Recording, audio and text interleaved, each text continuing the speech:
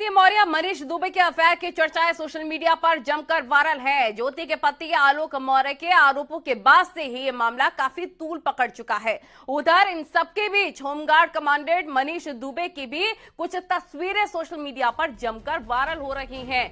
दावा किया जा रहा है कि साल 2021 में मनीष दुबे ने आर्य समाज मंदिर में शादी की थी। इस शादी की तस्वीरें और सर्टिफिकेट अब सोशल मीडिया पर जमकर वायरल हो रहे हैं। दरअसल ज्योति मौर्य के पति आलोक मौर्य ने आरोप लगाए थे कि मनीष दुबे के साथ उनकी पत्नी का अफेयर चल रहा है। वो सफाई कर्मी है और इसीलिए उनकी पत्नी उन्हें छोड़कर मनीष के साथ अवैध रिलेशन में आ गई है। उधर इन आरोपों से गुस्साई ज्योति ने भी आलोक के खिलाफ केस दर्ज करवा दिया है। और हाल ही में न्यूज 18 से खास बातचीत के दौरान ज्योति मौर्य ने कहा था, सोशल मीडिया पर मेरे खिलाफ क्या कुछ चल रहा है उससे उन्हें कोई फर्क नहीं पड़ता है। हाँ, मेरे पति ने मेरी पढ़ाई में मदद की, लेकिन इसके दबाव में किसी को टॉर्चर का अधिकार नहीं दिया जा सकता है।